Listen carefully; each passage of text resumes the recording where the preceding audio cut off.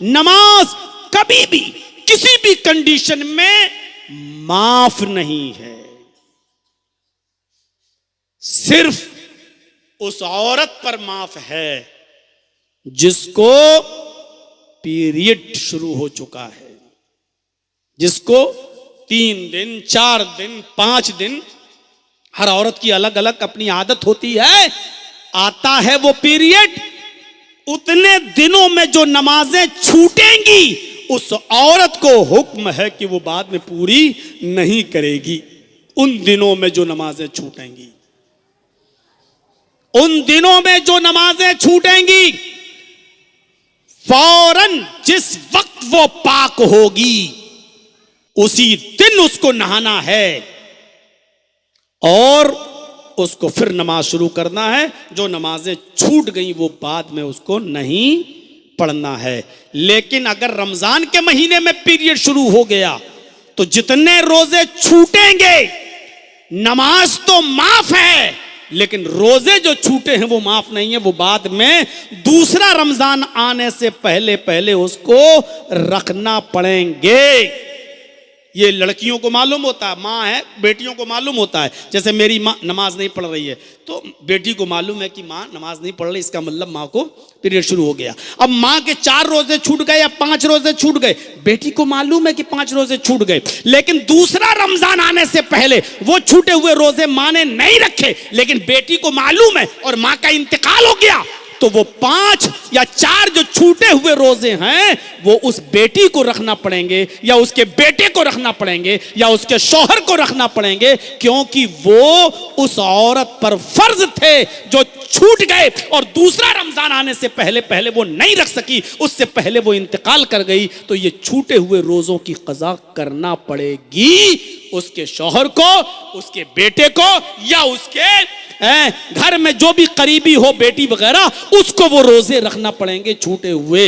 इसी तरीके से मेरे भाइयों, जर्जी साहब सफर में हैं, 2-3 रोजे छूट गए, 5 रोजे छूट गए, सफर में रुखसत है, छूट गए, अब दूसरा रमजान आने से पहले पहले उन रोजों को रखना है, लेकिन जर्जी साहब उन रोजों को रखने से पहले इंतकाल कर गए, तो जर्जी साहब के ये छूटे हुए रोजे उनके बेटे को या बीवी को या बहन को या भाई को, करीबी को रखना पड़ेगा और वो रखना चाहिए, ये जरूरी है। मेरे भाइयों, इन मसलों को याद रखिएगा जो आज आपको मालूम हो रहे हैं, उस अगर नहीं रखे उसके रिश्तेदारों ने तो गुनाहगार होकर जाएगा, गुनाहगार है वो शख्स। तो अल्लाह रब्बुल आलमीन से ये दुआ कीजिए कि अल्लाह रब्बुल आलमीन हमें अपने करीबी रिश्तेदारों के जो हैं रोज़े उनको रखने की तौफीक अता फरमा, बाद में जिनके छूट गए हैं और वो न रख सके और रखने से पहले मर गए तो अल्लाह उनके क़ज़ा रोज़ों के रखने की हमें तौफीक अता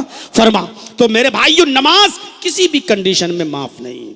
एक और नज़रिया देखिए, कितनी भी बड़ी खुशी आपको भूल जाए, आप वर्ल्ड कप जीत जाएं और अजान हो जाए, गवर्नमेंट आपके सर पर सोने का ताज पहना रही हो, सोने का ताज आपके सर पे रख रही हो, आप खुशी से फूले नहीं समा रहे हैं। आज इस देश का प्राइम मिनिस्टर मुझे अपने हाथ से सम्मानित कर रहा है, इनाम दे रहा है, सोने का ताज पहना रहा है, और इसी वक्त अजान हो जाए, इतनी बड़ी खुशी आपको मिली है और अजान की आवाज आ जाए तो नमाज इस खुशी में भी माफ नहीं है। 6 लड़कियां हैं आपके पास, आप लड़के की दुआ मांगते रहे, फिर लड़की, लड़के की दुआ मांगी, फिर लड़की, लड़के की दुआ मांगते रहे, अल्लाह ने 6 लड़कियां दे दी, फिर दुआ मांग रहे अल्लाह लड़का।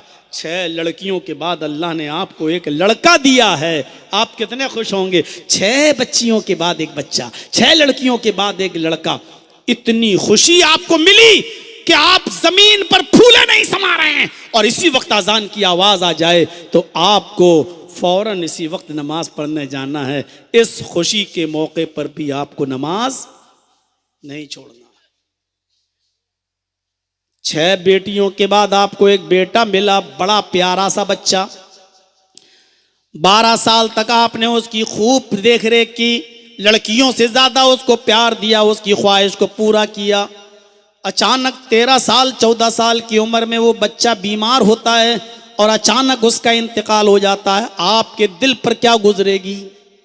6 लड़कियों के बाद अल्लाह ने आपको एक बेटा दिया, उस बेटे के इंतकाल पर आपके दिल पर क्या बीतेगी?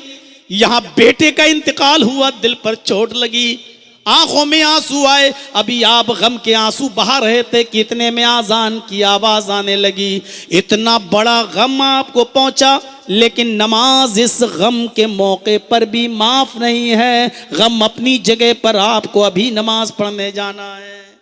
अंदाजा लगाइए, ऐसे मौके पर नमाज माफ नहीं है तो आपको किसने कहा कि पूरी रात जलसा सुनो और रात के 2 बजे जलसा खत्म करके घर पे घोड़ा बेच के सो जाओ और फजर में मस्जिदों को वीरान कर दो, मत आओ। आपको हालत तंदुरुस्ती में, सेहत और हालत तंदुरुस्ती में मस्जिद में जाने से किस चीज ने रोका? नमाज तो ऐसी गम के मौके पर भी जब माफ नहीं है तो खुशी के मौके पर कैसे माफ हो जाएगी? और हालत बीमारी में जब माफ नहीं है तो तंदुरुस्ती में कैसे माफ हो जाएगी?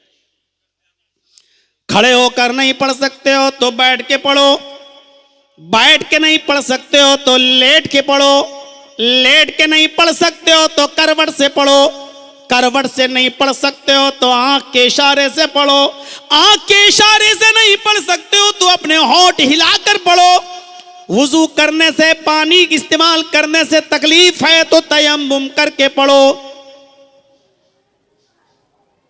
पेशाब की थैली लगी हुई है, पाइप लगा हुआ है, पेशाब की थैली यहां लटक रही है, आपको बार बार पेशाब आ रहा है, आपको अब पेशाब की नलकी निकालने की जरूरत नहीं, अपनी शर्मगाह धोने की जरूरत नहीं। इस मजबूरी में ये उज़्र आपके ऊपर माफ है, आप तयम्मुम कर लीजिए या वुजू बना लीजिए और पेशाब की थैली लटका ही हुए इसी हाल में आप नमाज पढ़ो, लेकिन नमाज पढ़ो।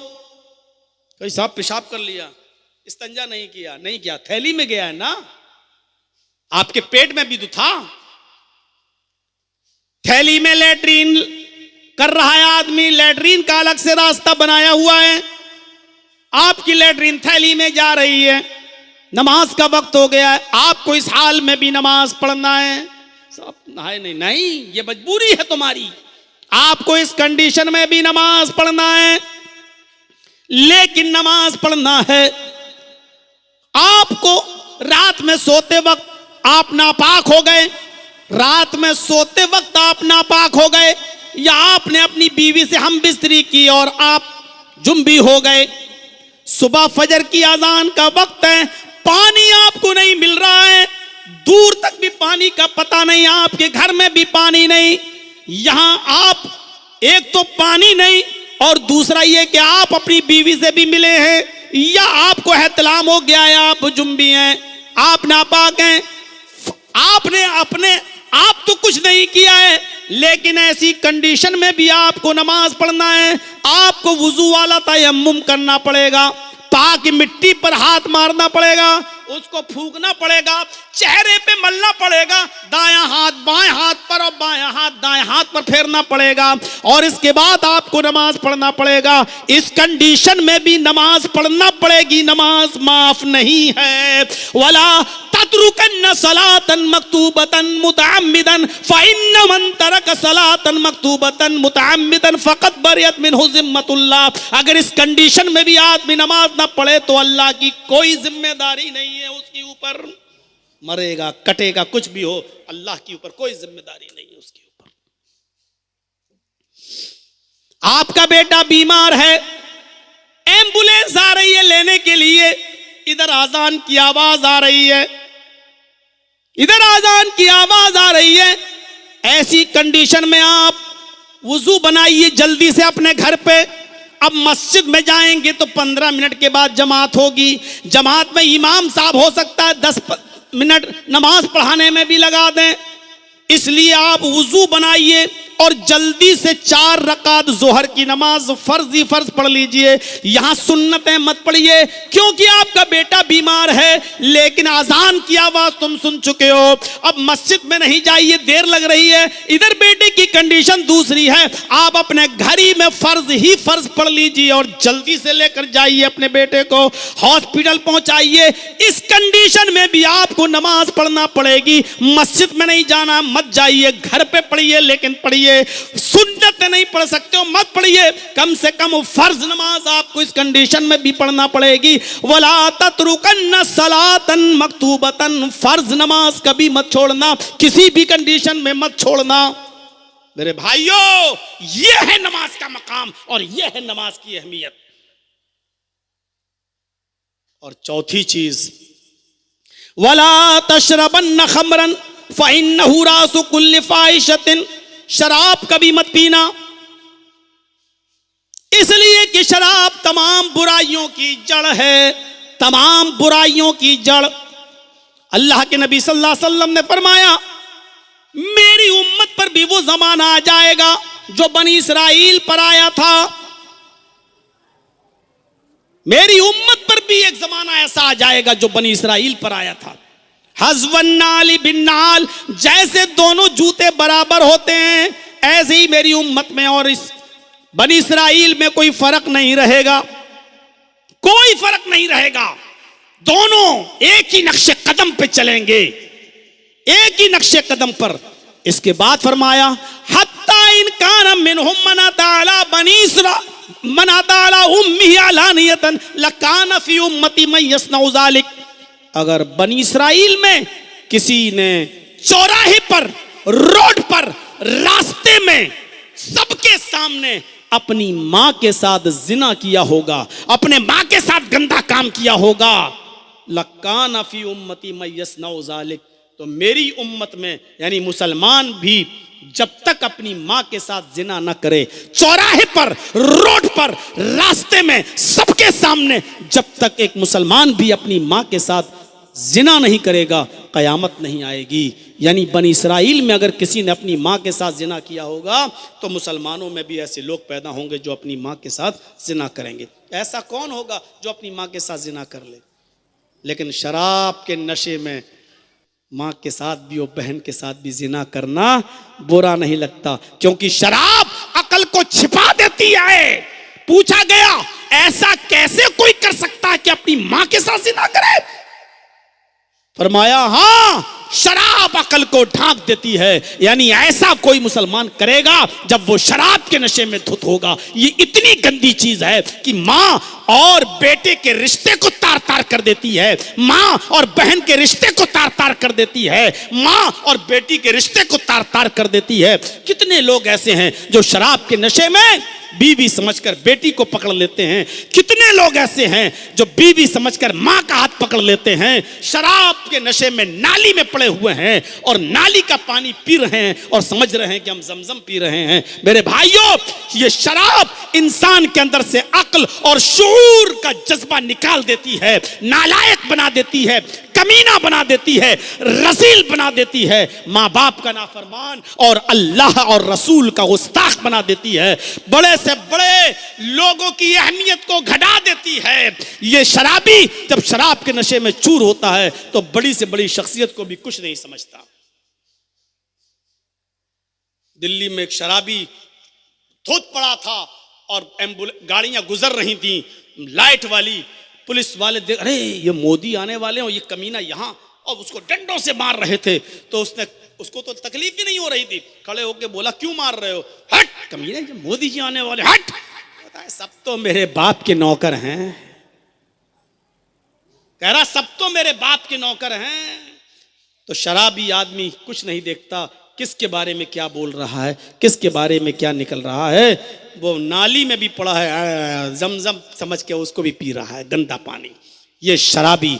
मेरे भाइयों, वला तशरबन्न खमरन फइन्नहु रासु कुल्लि फाहिशतिन, शराब तमाम बुराइयों की जड़ है।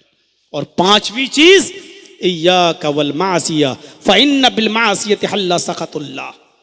जिस बस्ती में रहते हो अल्लाह की नाफरमानी के कोई काम मत कीजिएगा। जिस बस्ती में अल्लाह की नाफरमानी का कोई काम होता है उस बस्ती पर अल्लाह का अजाब हलाल हो जाता है। अल्लाह का अजाब हलाल हो जाता है। कितनी नाफरमानियों के काम हमारी बस्ती में हो रहे हैं? मौलाना साहब, जलसे तक में नाफरमानियों के काम हो रहे हैं। बाहर जाइए, अभी हम जब आ रहे थे तब कमरे से क्या हालात थे। मर्द और औरतें किस तरीके से एक ही जगह खड़ी होकर दुकानों पर सारी चीजें खरीद रही हैं, किस तरीके से भीड़ थी।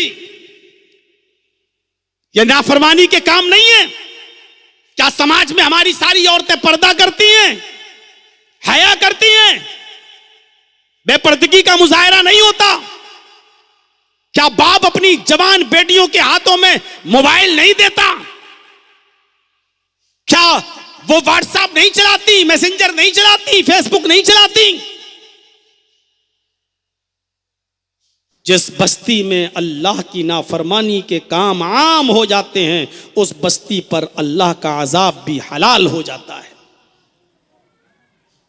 जिनाकारी जब ज्यादा बढ़ जाती है तो अल्लाह आसमान से बारिश को रोक लेता है।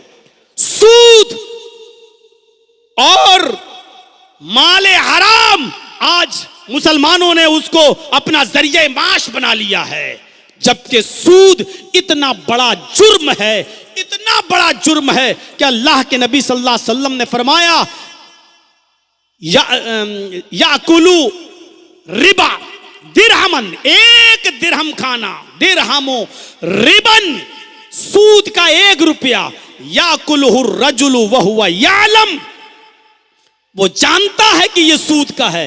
यानी सूद का 1 रुपया भी अगर किसी ने खा लिया ये जानते हुए कि ये सूद है, ये ब्याज है, अल्लाह के नबी ने फरमाया अशद्दु इंदल्लाहि मिन सित्तति व सलासीन ज़नियतन, अल्लाह के नजर में 36 मरतबा जिना करने के बाद भी इतना बड़ा मुजरिम वो आदमी नहीं है जितना ये 1 रुपया सूद का खाने वाला। अल्लाह की नजर में 36 मरतबा 36 बार कोई आदमी किसी लड़की के साथ जिना कर ले, इतना बड़ा जुर्म नहीं है अल्लाह के नजदीक जितना बड़ा जुर्म, उससे भी बड़ा यह है कि आदमी सूद का 1 रुपया खाए। आज सूदी कारोबार हमारे चल रहे हैं, बैंकों में हमारे पैसे जमा हैं, सूद हम वहां भी ले रहे हैं, हमारी LIC चल रही है, हमारे इंश्योरेंस चल रहे हैं, हमारे पता नहीं क्या क्या चल रहा है। ये सूद और ब्याज आप पर आज हमारा मुआशरा टिका है, हमारा समाज टिका है। हम किसी को 1 लाख दे रहे हैं तो उससे 1 महीने के बाद 1,10,000 रुपए ले रहे हैं। मेरे भाइयों,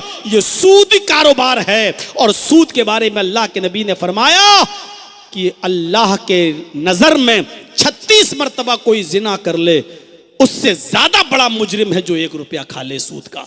1 दिरहम खाने वाले का ये हाल है, जिसका पूरा कारोबार इसी पे डिपेंड हो, पूरा गुजर बसर इसी पे चल रहा हो, उसके साथ क्या मामला होना चाहिए, उसका गुनाह कितना बड़ा होना चाहिए।